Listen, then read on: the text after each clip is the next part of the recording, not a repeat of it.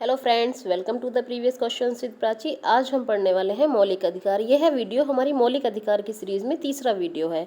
हमने पिछले दो वीडियोस में मौलिक अधिकार के बारे में जाना, मौलिक अधिकार का हनन कब होता है हमने उसके बारे में जाना, हमारे मौलिक अधिकार मूल संविधान में कितने थे और अब कितने हैं, हमने मौलिक अधिकार को कहाँ से ग्रहण किया है, हमने इन सब प्रश्नों को वीडियो 1 में पढ़ा था। दूसरी वीडियो में हमने आर्टिकल 14 से आर्टिकल 18 तक, यानी कि विधि के समता या विधियों का समान संरक्षण, आर्टिकल 14 और आर्टिकल 15 क्या था हमारा, किसी भी व्यक्ति के साथ धर्म, मूल वंश, जाति, निवास स्थान के आधार पर कोई भेद नहीं किया जाएगा। उसी तरह आर्टिकल 16 पढ़ा था हमने। उसमें क्या पढ़ा था हमने? आर्टिकल 16 था लोक नियोजन के विषय में अवसर की समता, यानी कि अगर कोई भी सरकारी जॉब के लिए फॉर्म निकलते हैं या कोई भी सरकारी वैकेंसी निकलती है तो उसमें प्रत्येक धर्म का व्यक्ति अप्लाई कर सकता है। उसमें कोई भी ऐसी विशिष्टता नहीं है कि इसमें जनरल वाले फॉर्म भरेंगे, ओबीसी वाले भरेंगे, एससी या एसटी वाले भरेंगे। लेकिन अगर राज्य चाहे तो लोक कल्याण के हित में वो किसी भी एक तबके को ऊपर उठाने के लिए उसके लिए नियम बना सकता है। ठीक है, ये इसके कुछ अपवाद हैं। वैसे लोक नियोजन के विषय में अवसर की समता, यानी कि भारत का प्रत्येक नागरिक सभी कार्यालयों में, सरकारी कार्यालयों में नियुक्ति के लिए हकदार है। वो अपनी योग्यता के आधार पर अपनी नौकरी पा सकता है। ठीक है, उसके साथ कोई भेदभाव नहीं किया जाएगा। आर्टिकल 17 में हमने क्या पढ़ा था? छुआछूत का अंत, यानी कि अस्पृश्यता का अंत। आर्टिकल 17 में कहा था कि हम किसी के साथ ऐसा भेदभाव नहीं करेंगे कि हम उसको छुआछूत के आधार पर किसी चीज़ से वंचित रखें। जैसा कि हम पहले देखते थे, कई बार देखने को मिलता है आज भी गांव में, कि किसी भी व्यक्ति को हम बोले अरे नहीं, ये तो साफ़ सफाई करने वाले हैं, इनको घर से बाहर बैठाओ, तो वो क्या है? वो उनके मौलिक अधिकारों का हनन है। हमें किसी के साथ ऐसा नहीं करना चाहिए। इसके लिए कानून ने दंड की व्यवस्था की गई है। आर्टिकल 18, अब हम पढ़ेंगे आर्टिकल 18। आर्टिकल 18 क्या है? आर्टिकल 18 है उपाधियों का अंत। हम 1 बाय 1 हर चीज़ को रिवाइज कर रहे हैं, और रिवाइज इसलिए कर रहे हैं ताकि हमको ये चीज़ें अच्छे से याद हो जाएं। अब उपाधियों का अंत क्या है? हम कई बार पढ़ते हैं कि हम किसी के नाम के आगे जैसे लगा हुआ देखते हैं कि राय बहादुर, ठीक है। उसके बाद हम कई बार ऐसा भी देखने को मिलता है राज साहब, दीवान बहादुर, महाराजा। ठीक है, ये जो उपाधियां हैं ये पहले कोई भी व्यक्ति किसी को भी दे देता था अपने अनुसार। जैसे किसी राजा ने किसी को उपाधि दे दी। ठीक है, इतिहास में भी सुनने को मिलता है कि तानसेन को अकबर ने क्या उपाधि दी थी। ठीक है, तो उनका अंत है इसमें, यानी अब हम अपने मन से किसी को कोई उपाधि नहीं दे सकते। तो आर्टिकल 18 क्या कहता है? आर्टिकल 18 यह निषेध करता है कि राज्य सेना या विद्या संबंधी, यानी सिर्फ एक तो सेना और दूसरा क्या है? एजुकेशन संबंधी सम्मान के सिवाय कोई और उपाधि प्रदान नहीं करेगा। ठीक है, जैसे परमवीर चक्र, शौर्य चक्र, ये सब हमें किस मिलते हैं? सेना में ये उपाधि है। विद्या में हमें सम्मान मिलते हैं। ठीक है, तो इनके अलावा किसी को कोई उपाधि नहीं प्रदान करेगा। दूसरा है कि भारत का कोई भी नागरिक विदेशी राज्य से कोई उपाधि प्राप्त नहीं करेगा। यानी कि जैसे पहले ब्रिटेन की महारानी है, इन्होंने उनको दादा भाई नौरोजी थे, उनको उपाधि दी थी। ठीक है, तो पहले दिया करते थे, लेकिन जब से हमारा संविधान में मूल अधिकारों का बात हुई है तो इसमें हर व्यक्ति को समान माना गया है। यानी प्रत्येक व्यक्ति समान है, भारत का प्रत्येक नागरिक समान है। उसमें ना कोई महाराजा है, ना राजा है, और ना ही कोई राय बहादुर है, ना राज बहादुर है। ठीक है, सिवाय सेना और विद्या के किसी और को कोई उपाधि प्रदान नहीं करेगा। कोई भी ऐसा विदेशी जो राज्य के अधीन लाभ या विश्वास के किसी पद को धारण करते हुए, यानी कि इससे क्या है, यानी कि वो भारत में कहीं नौकरी कर रहा हो। लाभ या विश्वास का पद क्या है? मतलब भारत में कहीं नौकरी कर रहा है, किसी विदेशी राज्य से कोई भी उपाधि राष्ट्रपति की सहमति के बिना स्वीकार नहीं करेगा। ठीक है, इसका मतलब ये है कि कोई भी विदेशी जो हमारे राज्य के अधीन किसी लाभ या विश्वास के पद पे है तो वो हमारे राष्ट्र के राष्ट्रपति के सहमति के बिना कोई उपाधि प्राप्त नहीं कर सकता। सेम है ये, राज्य के अधीन लाभ या विश्वास का पद धारण करने वाला कोई व्यक्ति किसी विदेशी राज्य से है या उसके अधीन किसी रूप में कोई भी उपलब्धि या पद राष्ट्रपति की सहमति के बिना स्वीकार नहीं करेगा। इन शॉर्ट हम ये कहें कि ये जो पहले हम पढ़ते थे ना, जो वंशानुगत तौर पे दे दिए जाते थे, जैसे महाराजा का बेटा महाराजा ही होगा। ठीक है, मान लो किसी के पिताजी के नाम के आगे लिखा है राज बहादुर राम सिंह या राज बहादुर तेज बहादुर, ऐसे करके जो वर्ड थे, तो उनको वंशानुगत पद को ख़त्म कर दिया है। ये नहीं है कि आप महाराजा हो तो आपका बेटा भी महाराजा ही होगा, नहीं, योग्यता है, भारत में प्रत्येक नागरिक बराबर है, ठीक है। तो आर्टिकल 18 करता है उपाधियों का अंत। ये इसमें लिखा हुआ भी है नीचे कि औपनिवेशिक राज्य के समय दिए जाने वाले वंशानुगत पद जैसे महाराजा, राज बहादुर, राय बहादुर, राज साहब, दीवान बहादुर को अनुच्छेद 18 के तहत प्रतिबंधित किया गया, क्योंकि ये सब राज्य के समक्ष समानता के अधिकार के विरुद्ध थे, ठीक है। नेक्स्ट है हमारा स्वतंत्रता का अधिकार। हमने पहले क्या पढ़ा? समानता। समानता का अधिकार हमने किससे पढ़ा था? 14 से 18, ठीक है। अब हम पढ़ेंगे अनुच्छेद 19 से 22। 19 से 22 में क्या है? स्वतंत्रता का अधिकार है। 19 से 22 है स्वतंत्रता का अधिकार। स्वतंत्रता का अधिकार क्या है? आर्टिकल 19 क्या कहता है? हमें 6 अधिकारों की गारंटी देता है। क्या है वो 6 अधिकार? सबसे पहला है वाक्य एवं अभिव्यक्ति की स्वतंत्रता। वाक्य एवं अभिव्यक्ति की स्वतंत्रता कैसे होती है? मतलब हमें बोलने की और अपनी बात को रखने की स्वतंत्रता है। वाक्य और अभिव्यक्ति की स्वतंत्रता में क्या होता है? मतलब हम अपना मत दे सकते हैं किसी भी बात को, विश्वास या अभियोग लगाने की मौखिक या लिखित कोई भी बात हो, ठीक है। स्वतंत्रता देता है हमको ये आर्टिकल कि हम अपनी बात रख सकते हैं, ठीक है। अपने या किसी अन्य के विचारों को प्रसारित करने का अधिकार है। प्रेस की स्वतंत्रता है, ठीक है। सरकारी गतिविधियों की जानकारी का अधिकार है हमें। शांति का अधिकार है, ठीक है। किसी अखबार पर पूर्व प्रतिबंध के विरुद्ध अधिकार है। प्रदर्शन और विरोध का अधिकार, लेकिन हड़ताल का अधिकार नहीं है हमारा, ठीक है। तो आर्टिकल जो 19 है उसमें हमें 6 अधिकारों की गारंटी दी गई है। अब वो क्या है? सबसे पहले हमें बोलना है और हमारी अभिव्यक्ति की स्वतंत्रता, ठीक है, सॉरी। फिर है हमारा पॉइंट नंबर 2, शांतिपूर्वक और निरायुध सम्मेलन का अधिकार। मतलब किसी भी नागरिक को बिना हथियार के शांतिपूर्वक संगठित होने का अधिकार है, ठीक है। जैसे सार्वजनिक बैठक में भाग लेने का अधिकार है। होती हैं जब चुनाव का टाइम आता है तो क्या होती है? सार्वजनिक बैठकें ही तो होती हैं, वो जनसभाएं होती हैं। तो प्रत्येक व्यक्ति को अधिकार है वो वहाँ जाके अपना प्रदर्शन में या किसी भी चीज़ में भाग ले सकता है। मतलब सार्वजनिक भूमि का उपयोग क्या होता है? सार्वजनिक भूमि पर बिना हथियार के किया जाता है ये, ठीक है। मतलब निरायुध का मतलब क्या है? कि आपके पास कोई भी हथियार नहीं होना चाहिए, शांतिपूर्वक सम्मेलन होना चाहिए और निरायुध हथियार, यानी कि बिना हथियारों के, ठीक है।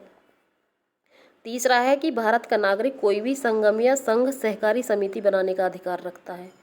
यानी कि सभी नागरिकों को सभा, कोई संघ, सरकारी समिति गठित करने का अधिकार है। जैसे राजनीतिक दल बनाने का अधिकार है, कोई कंपनी बनाने का अधिकार है, साझा फर्म बनाने का अधिकार है, कमेटी बनाने का, क्लब बनाने का, संगठन, व्यापार संगठन बनाने के अधिकार हैं, ठीक है। तो ये क्या है? हमारे आर्टिकल 19 में हमारी स्वतंत्रता दी गई है। आर्टिकल 19 6 स्वतंत्रताओं का वर्णन करता है। आगे हमारा क्या है?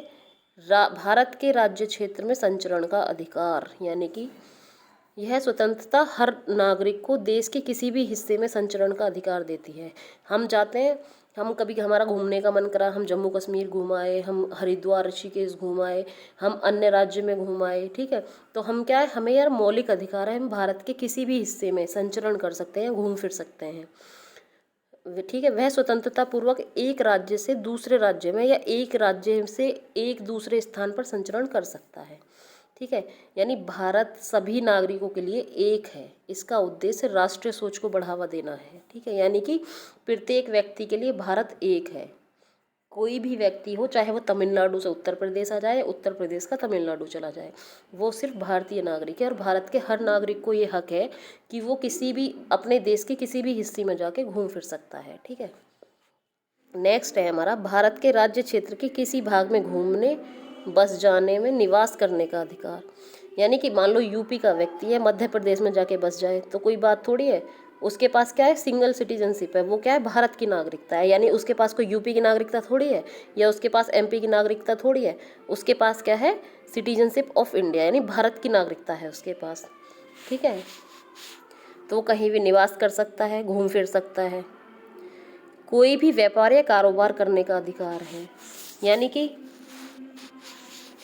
व्यापार करने का, व्यवसाय की स्वतंत्रता है। किसी पेशे या व्यवसाय के लिए पेशेगत या तकनीकी योग्यता को जरूरी ठहरा सकता है। ठीक है, यानी कि हम कोई भी व्यापार कर सकते हैं जो लीगल है, जो गलत नहीं है। ठीक है, तो अनुच्छेद 19 में 7 अधिकार थे, ये बात ध्यान देने योग्य है। अब हमारा क्या, हमने 6 पढ़े हैं, लेकिन थे कितने, 7। अनुच्छेद 19 में ही हमारे पास था एक संपत्ति को खरीदने का, अधिग्रहण करने का या बेचने का अधिकार। लेकिन 1978 में 44वें संविधान संशोधन अधिनियम के तहत हमने इसको समाप्त कर दिया। अब ये हमारा कानूनी अधिकार है। अब ये कहाँ पहुँच गया, अब ये भाग 12 के आर्टिकल 301 में पहुँच गया। ठीक है, तो अब इन 6 अधिकारों की रक्षा केवल राज्य के खिलाफ मामले में है, ना कि निजी मामले में। यह अधिकार केवल नागरिकों को और कंपनी के शेयर धारकों के लिए है, ना कि विदेशियों के लिए। अब हमें एक बात ये भी याद रखनी है, क्या आर्टिकल 19 भारत व विदेशी दोनों के लिए है? नहीं, आर्टिकल 19 केवल भारतीय नागरिकों के लिए है। बल्कि जो हमने पढ़ा था पीछे आर्टिकल 14, वो भारतीय व विदेशी दोनों के लिए था। ठीक है, तो हम ये तुलनात्मक स्टडी इसलिए करें क्योंकि इनसे यूपीपीसीएस में कई बार सवाल बनते हैं कि क्या आर्टिकल, जैसे मान लो पूछ लेगा कि क्या आर्टिकल जो 16 है वो भारतीय और विदेशी दोनों के लिए है, तो हमारा आंसर होगा नहीं, आर्टिकल 16 केवल और केवल भारतीयों के लिए है। सॉरी, जो आर्टिकल 14 था वो ये दोनों के लिए है, क्योंकि विधि के समक्ष तो प्रत्येक व्यक्ति समान है। ठीक है, लेकिन विभेद हम कर सकते हैं, धर्म, मूल, वंश, जाति, लिंग, स्थान के आधार पर विभेद कर सकते हैं। आर्टिकल 15 केवल भारतीयों के लिए है, ये दोनों भारतीय और विदेशी दोनों के लिए हैं। ठीक है, अब है हमारा नेक्स्ट क्या है, हाँ, ये है हमारा अनुच्छेद 19 केवल भारतीय नागरिकों के लिए है, ना कि विदेशी नागरिकों के लिए। ठीक है, ये बात हम याद रखेंगे। अब है हमारा आर्टिकल 20। हम क्या पढ़ रहे हैं, 19 से 22 पढ़ रहे हैं, स्वतंत्रता का अधिकार। 19 से 22, 19 हमने पढ़ लिया, क्या, बोलने की स्वतंत्रता है, घूमने फिरने की स्वतंत्रता है, अपने देश के किसी भी कोने में जाके बसने की स्वतंत्रता है, कोई भी संघ बनाने की स्वतंत्रता है। अब आर्टिकल 20 क्या है, आर्टिकल 20 है अपराध के लिए दोष सिद्धि के संबंध में संचरण। अपराध के लिए दोष सिद्धि के संचरण का मतलब क्या है, मान लो किसी व्यक्ति ने कोई अपराध कारित किया, ठीक है, अपराध करने के बाद क्या हम उसको वही सज़ा देंगे जो उस वक्त कानून में है जब उसने अपराध किया है, या फिर उसको हम बार बार उस चीज़ के लिए सज़ा देते रहेंगे कि भाई तुमने 2 साल पहले ये अपराध किया था, उस समय हमारी सज़ा क्या थी, 6 महीने थी, लेकिन अब कानून बदल गया है, अब हमारी सज़ा 1 साल है, तो अब 6 महीने और काटो आप जेल। ऐसा थोड़ी होता है। तो इसमें अपराध के लिए दोष सिद्धि के संबंध में संरक्षण दिया है कि किस प्रकार एक व्यक्ति अपना संरक्षण कर सकता है। यानी अनुच्छेद 20 किसी भी अभियुक्त या दोषी करार व्यक्ति को, चाहे वो नागरिक हो या विदेशी हो, ठीक है, उसके विरुद्ध मनमाने और अतिरिक्त दंड से संरक्षण देता है। यानी कि आप किसी को भी फालतू दंड नहीं दे सकते, कोई पनिशमेंट एक्स्ट्रा नहीं दे सकते। उसकी पनिशमेंट जो उसने अपराध किया है उस समय कानून में है वही आप उसको देंगे। तो इसके लिए हमने 3 चीज़ें हैं।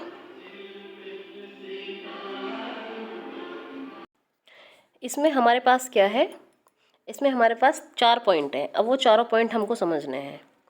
पहला पॉइंट क्या है, किसी व्यक्ति को अपराध के लिए तब तक सिद्ध दोष नहीं ठहराया जाएगा जब तक कि उसने कोई ऐसा कार्य ना किया हो जो अपराध के रूप में आरोपित है, या किसी कानून का उल्लंघन नहीं किया है।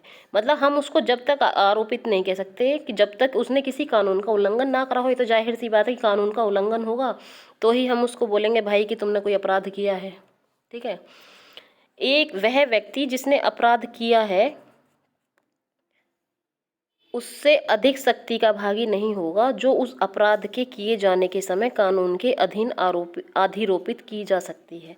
ये वही बात है, मान लो मैंने आज कोई अपराध किया, आज मेरे अपराध की सज़ा है 2 वर्ष, ठीक है, तो मैं सिर्फ 2 वर्ष की सज़ा की ही भागी होंगी, उससे ज़्यादा की नहीं। अब चाहे 10 साल बाद इसकी सज़ा 10 साल हो जाए या 5 साल हो जाए, ठीक है। अगर मैंने आज अपराध किया है और मैं किसी कानून का उल्लंघन करती हूँ तो मुझे जो सज़ा मिलेगी वो आज के कानून से मिलेगी। ठीक है। जो मेरे क्या बोलते हैं इसको, अपराध करने के समय है, किसी व्यक्ति को एक ही अपराध के लिए 1 वर्ष से अधिक, 1 वर्ष नहीं है, सॉरी, है 1 बार से अधिक दंडित नहीं किया जाएगा, ये मिस्टेक है। एक अपराध के लिए केवल 1 बार ही पनिशमेंट मिलेगा। अपराध के लिए अभियुक्त किसी व्यक्ति को स्वयं अपने विरुद्ध साक्षी होने के लिए बाध्य नहीं किया जाएगा, यानी कि अपने विरुद्ध गवाही देने के लिए हम किसी भी अभियुक्त को नहीं कह सकते, ये उसके अधिकार हैं। किस चीज़ के हैं? अपराध से दोष सिद्धि के संबंध में संरक्षण। अब इस बात से हम इस लाइन से इतना समझ ले कि हमारा जो अपराध है, इसको एक आर्टिकल 20 है और एक आर्टिकल 22 है, वो गिरफ्तारी से संबंधित है और ये है अपराध से। दोनों को बिल्कुल अलग रखना है। हमारी जो वीडियोस हैं, वीडियोस की टाइमिंग मैक्सिमम 15-16 मिनट रहती है, ठीक है। और हम जो कंटेंट है वो हम उतना दे रहे हैं कि इससे कोई क्वेश्चन बाहर ना जाए, तो इसलिए वीडियोस की क्वांटिटी बढ़ सकते हैं, मान लो 3, 4, 5 बन जाए, लेकिन जितना भी कंटेंट होगा वो आपके लिए बहुत यूज़फुल होगा। जब आप इसको वीडियो को कंप्लीट देखेंगे तो आपको लगेगा कि हाँ, हमारा कोई पॉइंट मौलिक अधिकार से नहीं छूटा है, क्योंकि 14 से 18 यानी 12 से और 35 तक मौलिक अधिकार हैं। अब 12 से 35 में मान लो 31 नहीं में है, क्योंकि 31 में क्या था, हमारा संपत्ति का अधिकार था, वो हट गया है, ये हटा दिया। कुछ मार्शल लॉ वाला और वो वाला हटा देंगे, तो 12 से 32 तक तो है ही है। हमने अभी केवल कितना पढ़ा है, 20 तक पढ़ा है, अभी हमारे 12 आर्टिकल बाकी हैं। तो हम धीरे धीरे अपने इन आर्टिकल्स को समझते रहेंगे, भले ही हम 15 मिनट में 16 मिनट में 2 चीज़ों को समझें, लेकिन वो हमें ऐसे समझ में आए, वो हमें पक्की याद हो जाए। ठीक है। तो एक और पढ़ लेते हैं, इसमें है हमारा प्राण एवं दैहिक स्वतंत्रता। यानी कि प्राण एवं दैहिक स्वतंत्रता का मीनिंग क्या है कि हमारे जीवन जीने का अधिकार जो है। ठीक है। आर्टिकल 21 में ये सीधे सीधे सवाल आते हैं कि प्राण एवं दैहिक स्वतंत्रता कौन से अनुच्छेद में वर्णन किया गया है, आर्टिकल 21 में। अच्छा, ये तो काफ़ी बड़ा है, आर्टिकल 21 तो बड़ा है काफ़ी, इसको हम नेक्स्ट वीडियो में ही डिस्कस करेंगे। ठीक है। Thank you for watching this video. If you liked it,